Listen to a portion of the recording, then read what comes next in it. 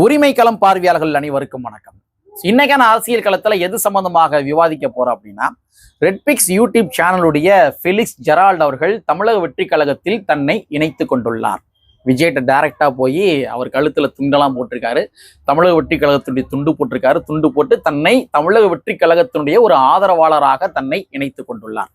So சமூக வலைத்தளங்கள்ல திராவிட முன்னேற்ற கழகத்தினுடைய ஆதரவாளர்கள் இந்த ஒரு நிகழ்வை எப்படி அவங்க பதிவேற்றங்கள் செய்கின்றார்கள் அப்படின்னா, ஃபெலிக்ஸ் ஜெரால்ட் அவர்கள் தமிழக வெற்றி கழகத்திட்ட நிறைய லட்சமா காசு வாங்கிட்டாரு. காசு வாங்கிட்டு தன்னுடைய சேனலையே கொண்டு போய் அந்த கட்சியில வந்து அடகு வச்சுட்டாரு அப்படின்ற மாதிரிதான் சமூக வலைத்தளங்கள்ல திராவிட முன்னேற்ற கழகத்தினுடைய ஆதரவாளர்கள் எழுதுவதை பார்க்கப்படுகின்றது. ஸோ ஃபெலிக்ஸ் ஜெரால்ட் அவர்கள் எதற்காக தமிழக வெற்றி கழகத்துல இணையணும்? எத்தனையோ கட்சிகள் இருக்குது, அந்த கட்சிகளுக்கு ஆதரவாக போயிருந்திருக்கலாம். ஆனா தமிழக வெற்றி கழகத்தில் ஃபெலிக்ஸ் ஜெரால்ட் அவர்கள் இணைய வேண்டிய தேவை என்ன? ரெண்டாவது, அவர் பணம் வாங்கியிருப்பாரா, வாங்கியிருக்க மாட்டாரா? ஸோ இது சம்பந்தமாக இந்த காணொலியில சில பல அரசியல் தரவுகளோட சேர்த்து வச்சு பார்த்தலாம். நண்பர் அனைவருக்கும் இளம் பெருவழுதியின் இனிய வணக்கம். இனி ஜென்மத்துக்கும் எங்களால குனிய முடியாது. அதனால நாங்க சண்டை போட போறோம். ஃபெலிக்ஸ் ஜெரால்ட் அவர்கள் தமிழக வெற்றி கழகத்துல இணைந்த உடனேயே திராவிட முன்னேற்ற கழகத்தினுடைய ஆதரவாளர்கள் மூலமாக முன்வைக்கப்படுகின்ற குற்றச்சாட்டு என்னவென்றால், ஃபெலிக்ஸ் ஜெரால்ட் அவர்கள் லட்சமா வந்து தமிழக வெற்றி கழகத்துல காசு வாங்கிட்டாரு, அதனாலதான் தான் அந்த கட்சியில போய் சேர்ந்துட்டாரு. நீங்க வேணா பாருங்களேன், நீங்க சில நாட்களாகவே பார்த்தாவே ஃபெலிக்ஸ் ஜெரால்ட் அவர்கள் வந்து தமிழக வெற்றி கழகத்துக்கு ஆதரவாக தான் பதிவுகள் போட்டுக்கிட்டு இருந்தாரு. ஸோ அப்போ அந்த டாட்ஸ் தான் நீங்க கனெக்ட் பண்ணி பாருங்க. ஃபெலிக்ஸ் ஜெரால்ட் அவர்கள் காசு வாங்கிட்டு தான் இங்க தமிழக வெற்றி கழகத்துல சேர்ந்திருப்பாரு அப்படின்ற மாதிரி ஒரு ஸ்டேட்மெண்ட்டை வந்து ஆணித்தனமாக திராவிட முன்னேற்ற கழகத்தினுடைய ஆதரவாளர்கள் எழுதுவதை பார்க்க முடிகின்றது. இப்ப நான் என்ன கேட்கிறேன் அப்படின்னா, தமிழக வெற்றி கழகத்துக்கு ஆதரவாக பேசுவதனாலேயே அவர் வந்து தமிழக வெற்றி கழகத்துல காசு வாங்கியிருப்பாரு அப்படின்ற மாதிரி எந்த ஒரு முகாந்தரத்தின் அடிப்படையில் நீங்க சொல்றீங்க? நான் இன்னும் கொஞ்சம் ஆழமாக கேட்கிறேன். சில பல யூடியூப் சேனல்லாம் இருக்கிறாங்க. ஏன் நம்ம பெரியாரிஸ்டுகளே எடுத்துங்க, பெரியாரிஸ்டுகள்ல உண்மையாவே சில உண்மையான பெரியாரிஸ்டுகள் இருக்கிறாங்க. ஆனா பெரியாருடைய பேரை சொல்லிக்கிட்டு திராவிட முன்னேற்ற கழகம் எப்பப்பெல்லாம் இந்த ஆட்சியல் தடுமாற்றங்கள் அடைகின்றார்களோ அப்பப்பெல்லாம் திராவிட முன்னேற்ற கழகத்தை பேணி பாதுகாப்பதையே முதன்மை கடமையாக கொண்டிருக்கின்ற நானும் ஊடகவியலாளர் என்று கூறிக்கொள்கின்ற சில திராவிட முன்னேற்ற கழகத்தினுடைய அடிவருடிகளும் என்ன சொல்வது? அப்ப அவங்களும் காசு வாங்கிட்டு தான் பேசுறாங்களா? நீங்க இந்த செய்தி ஊடகங்கள்ல பாத்தீங்கன்னு வச்சுங்களேன், அதுல வந்து பத்திரிகையாளர் அப்படின்ற மாதிரி போட்டுக்கிருவாங்க, பத்திரிகையாளர் போட்டுக்கிருவாங்க. ஆனா அந்த செய்தி விவாத நிகழ்ச்சி முழுமைக்குமே திராவிட முன்னேற்ற கழகத்தினுடைய ஆதரவாளராக தான் பேசுவாங்க. இப்ப ஃபெலிக்ஸ் ஜெரால்ட் கூட வந்து தன்னை வெளிப்படையா வந்து அறிவிச்சிட்டாரு, நான் வந்து ஒரு தமிழக வெற்றி கழகத்தினுடைய ஆதரவாளர் அப்படின்ற மாதிரி அறிவிச்சிட்டாரு. அப்படி அறிவிச்சனாலேயே அவர் காசு வாங்கிட்டாருன்னு நீங்க சொல்றீங்க. ஆனா இங்க ஊடகங்கள்ல நிறைய பேரு நான் ஊடகவியலாளர்னு சொல்லிக்கிட்டு திராவிட முன்னேற்ற கழகத்துக்கு 24 மணி நேரமே வந்து முட்டு கொடுக்குற வேலையை பாக்குறாங்களே, அப்ப அவங்க திராவிட முன்னேற்ற கழகத்துல பணம் வாங்கிட்டு தான் அவங்க வந்து பேசுறாங்களா? இந்த ஒரு கேள்வி எழும்புது இல்லையா? இது மக்களுடைய பார்வைக்கே விட்டுறேன். அதாவது இந்திய நாட்டுல பிறந்த ஒவ்வொரு நபர்களுமே, தமிழ்நாட்டுல வாக்குரிமை கொண்ட அத்தனை நபர்களுமே ஏதோ ஒரு கட்சிக்கு வந்து ஆதரவு தெரிவிக்க தான் செய்வாங்க. அப்ப ஏதோ ஒரு கட்சிக்கு ஆதரவு தெரிவிக்கிறாங்க அப்படின்னா அந்த கட்சியிட காசு வாங்கிட்டு தான் அவங்க வந்து ஆதரவு செயல்படுறாங்களா? கிடையாது. ஒவ்வொரு கட்சியுடைய கொள்கை கோட்பாடுகள் ஒவ்வொரு நபர்களுக்கு பிடிச்சிருக்கும், அதன் அடிப்பில் அவங்க வந்து செயல்படுறாங்க. அப்ப யார் யாரெல்லாம் எந்தெந்த கட்சிகளுக்கு ஆதரவு தெரிவிக்கின்றார்களோ அவர்கள் அனைவருமே அந்த கட்சியினுடைய தலைமையிட்ட காசு வாங்கிட்டு தான் வேலை பார்க்கறாங்க அப்படின்னு முத்திரை குத்துவது என்பது மக்களை முட்டாளாக்கும் தன்மை. அதெல்லாம் அந்த காலம். இந்த காலத்தெல்லாம் வந்து இந்த மாதிரி ஒரு அவதூறுகளை பரப்புனீங்க அப்படின்னா மக்கள் நம்ப மாட்டாங்க.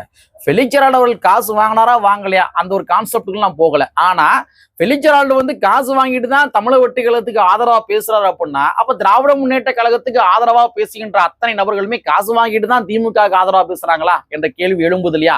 இதை மக்களுடைய பார்வைக்கு விட்டுறேன். சரி, ஃபெலிக்ஸ் ஜெரால்ட் அவர்கள் எதற்காக தமிழக வெற்றி கழகத்துல போய் சேரணும்? தமிழ்நாட்டில் எத்தனையோ கட்சிகள் இருக்கின்றது. தமிழ்நாட்டில் வந்து ஒரு மிகப்பெரிய கட்சிகள் என்று கூறிக்கொள்கின்ற திராவிட முன்னேற்ற கழகம் இருக்கின்றது, அதிமுக இருக்கின்றது, இங்கிட்டு வந்து இப்ப வந்த தமிழக வெற்றி கழகம் வந்து இருக்கின்றது, பாஜக கூட இருக்குது. அவர் டைரக்டா ஏன் தமிழக வெற்றி கழகத்துக்கு வந்து சேர்ந்திருக்கணும்? இந்த ஒரு கேள்வி எழும்புது இல்லையா? என்னை பொறுத்த வரைக்கும் இந்த கேள்விக்கான விடை என்னவென்றால் மேன் பவர், மனித வளம்.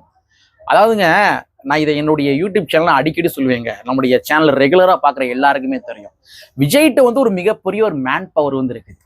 விஜய் கட்சியில இருக்கின்ற அந்த இளைஞர் பட்டாளங்கள் இருக்கு இல்லையா, அந்த இளைஞர் பட்டாளங்கள் அவங்க வந்து ஒரு வகையான ஒயிட் ஷீட்டு.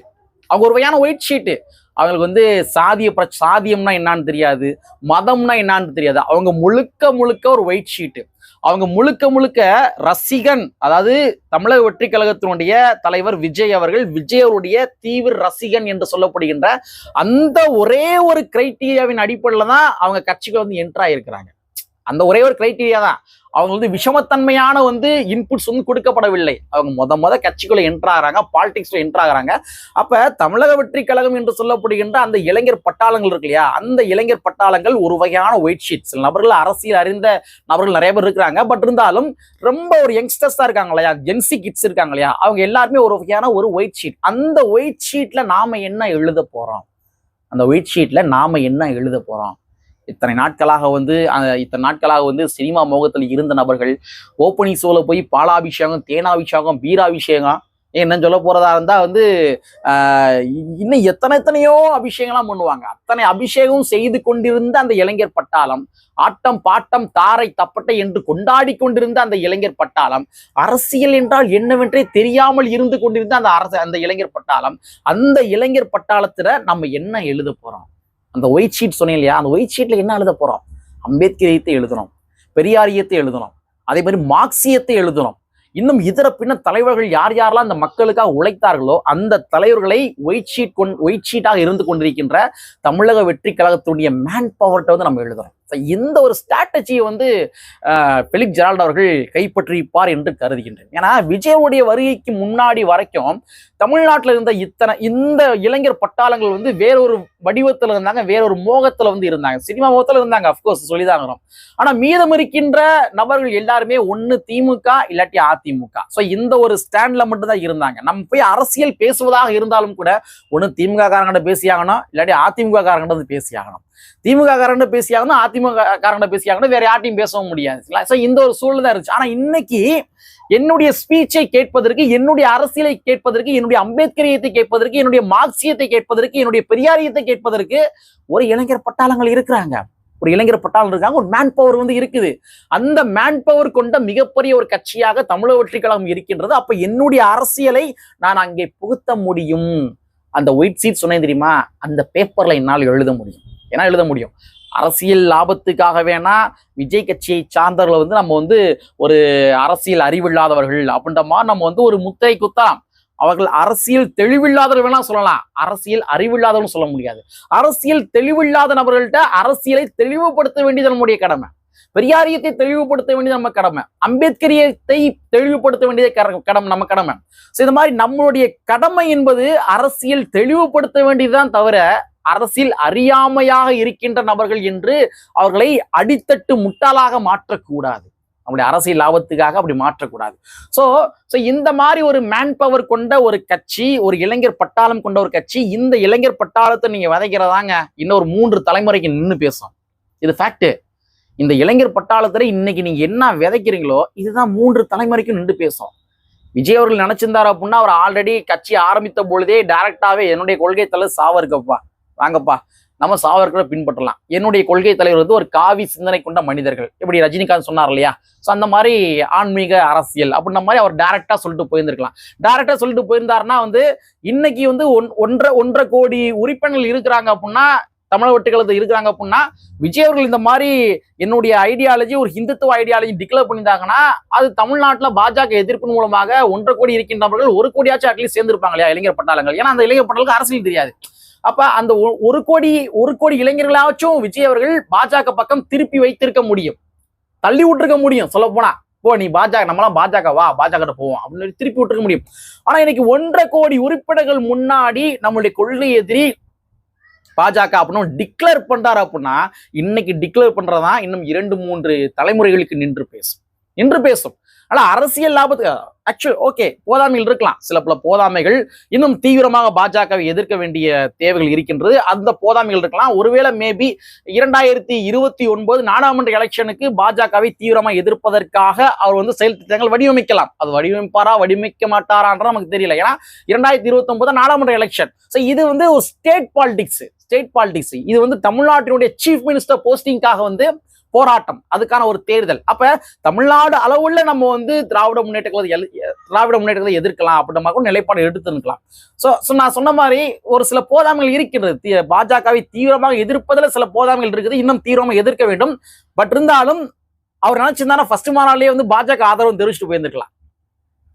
எனக்கு இருக்கிற ஒட்டுமொத்த இளைஞர் பட்டாளங்கள் இந்த ஒயிட் ஷீட்டா இருக்கின்ற இளைஞர் பட்டாளத்துல வந்து இவர் அம்பேத்கரியத்தை எழுதாம, பெரியாரியத்தை எழுதாம, மார்க்சியத்தை எழுதாம அவர் டைரக்டாவே வந்து அவர் என்ன எழுதியிருந்திருக்கலாம், நாமெல்லாம் ஒரு இந்துத்துவவாதின்னு எழுதியிருந்திருக்கலாம். புரியுங்களா?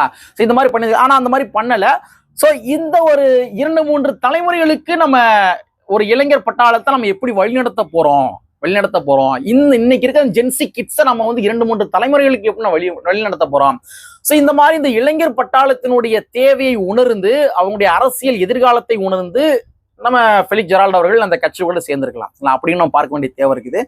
நான் ஆரம்பத்தில் ஒரு விஷயம் சொன்னேன் இல்லையா, அதாவது ஃபெலிக்ஸ் ஜெரால்ட் அவர்கள் தமிழக வெற்றி கழகத்துக்கு ஆதரவு தெரிவிப்பது மூலமாக மட்டுமே அவர் காசு வாங்கிட்டு தான் பேசுறாரு அப்படின்னா, அப்ப திமுக ஆதரவு அளிக்கிறவங்க எல்லாமே காசு வாங்கிட்டு தான் பேசுறாங்களா என்ற கேள்வி எழும்புது இல்லையா? இந்த இடத்துல நம்ம இன்னொரு விஷயத்தை நம்ம பார்க்க வேண்டிய தேவை இருக்குது. ஃபெலிக்ஸ் ஜெரால்ட் அவர்கள் வெறும் தமிழக வெற்றி கழகம் சார்ந்த செய்திகள் மட்டும் பதிவேற்றம் செய்யவில்லை, அதை நம்ம பதிவு பண்ணி ஆகணும். சமீபத்துல சிதம்பரத்துல ஒரு பட்டியல் சமுதாயத்தை சார்ந்த ஒரு பெண்ணு, அந்த பொண்ணை காவல்துறை அதிகாரி அவர்கள் அடித்து தரவன இழுத்து போய் வழக்கு பதிவு பண்ணி அவங்க தூக்கி உள்ள வச்சாங்களாமா. அவங்களுக்கு எதுக்காக என்ன அடிச்சாங்க, எதுக்காக என்ன உள்ள தூக்கி வச்சாங்கன்ற ஒரு டேட்டாவே இன்ன வரைக்கும் கூட தெரியல. கேட்டா பொய் கேஸ் போட்டிருக்கிறாங்கன்னு சொல்றாங்க. ஆனா சமூக வலைத்தளங்கள்ல சில பல திராவிட முன்னேற்ற கழகத்தினுடைய ஆதரவாளர்கள் தவறு செய்யாமையா தூக்கி உள்ள வைப்பாங்க அப்படின்ற மாதிரிலாம் சில விஷயங்கள் எழுதுவதை பார்க்க முடிகின்றது. தவறு செய்யாம உள்ள வைப்பாங்களா அப்படின்ற மாதிரி கேட்கின்ற கேள்விகள் நியாயம். ஒருவேளை அவங்க தவறு செய்திருந்தாங்க அப்படின்னா இவ்வளவு துணிச்சலாக அவங்க ஊடகத்துல வந்து பேசியிருக்க மாட்டாங்க. சோ இந்த விஷயத்தை அட்ரஸ் பண்ணது வந்து ஃபெலிக்ஸ் அவர்கள். இதை நம்ம கண்டிப்பா ஒத்துக்கிட்டு ஆகணும். அது மட்டும் கிடையாது, இன்னைக்கு பெரியார் இயக்கங்கள் செய்ய தவறுகின்ற ஒரு விடயத்தை, பெரியார் இயக்கங்கள் அட்ரஸ் செய்ய தவறுகின்ற ஒரு விடயத்தை ஃபெலிக்ஸ் ஜெரால்ட் அவர்கள் செய்து கொண்டிருக்கின்றார். இன்னைக்கு வந்து தூய்மை பணியாளருடைய போராட்டத்தை முழுக்க அவர் தான் ஃபோக்கஸ் பண்ணாரு. வேற யார் ஃபோக்கஸ் பண்ணா? எனக்கு தெரிஞ்சு ரெட் பிக்ஸ் வந்து ஃபோக்கஸ் பண்ணாங்க. அதுக்கு பின்பாக வந்து அவங்களோட கொஞ்சம் தீவிரமா நீலம் பண்பாட்டு மையம் ஃபோக்கஸ் பண்ணாங்க. அதெல்லாம் மாற்றுக்கிறது கிடையாது. பட் இருந்தாலும் அந்த எதிர்ப்பினுடைய, திராவிட முன்னேற்ற கழகத்தினுடைய எதிர்ப்பினுடைய குரலுடைய அடர்த்தியை வலுப்படுத்திய நபர்கள்ல இவங்க முக்கியமான நபர்கள். ஃபெலிக்ஸ் ஜெரால்ட் உட்பட அவங்க ரொம்ப முக்கியமானவர்கள். இந்த ஓட்டு பல்வேறு வகையான ஃபெலிக்ஸ் ஜெரால்ட் செயல்பாடுகளை ஃபெலிக்ஸ் ஜெரால்ட் செய்திருக்கின்றார். ஸோ அதனால ஒட்டுமொத்தமாக திராவிட முன்னேற்ற கழகத்தை எதிர்ப்பவர்கள் அனைவருமே வந்து காசு வாங்கிட்டு தான் எதிர்க்கிறாங்க அப்படின்ற மாதிரி ஒரு தோணியை வந்து நம்ம ஒருபோதும் யாருக்கும் முத்திரை குத்த முடியாது. எப்படி வந்து திமுக எதிர்க்கின்ற நபர்கள் அனைவருமே சங்கிகள் என்று முத்திரை குத்தப்படுகின்றதோ அது மாதிரிதான் திமுகவுடைய போதாமைகளுக்கு எதிராக வேற யாரும் பேசினாங்க அப்படின்னா அவங்கள சங்கி என்று முத்திரை குத்துவதும், திமுகக்கு எதிராக யாரு பேசினாலும் அவங்க தாவே கடை காசு வாங்கிட்டு தான் பேசலாங்க என்று முத்திரை குத்துவதும் அது ஏற்புடைய விடயங்கள் கிடையாது. ஆதாரங்கள் தான் தாராளம் பதிவேற்றம் செய்யுங்க. நாமளும் கூட ஃபெலிக்ஸ் ஜெரால்ட் அவர்களை கண்டிக்கலாம் என்பதனை கூறிக்கொண்டு, கற்பி ஒன்று புரட்சி செய்கின்ற புரட்சியாளர் அம்பேத்கருடைய வரியை கூறிக்கொண்டு நிறைவு செய்கின்றேன். நன்றி, வணக்கம்.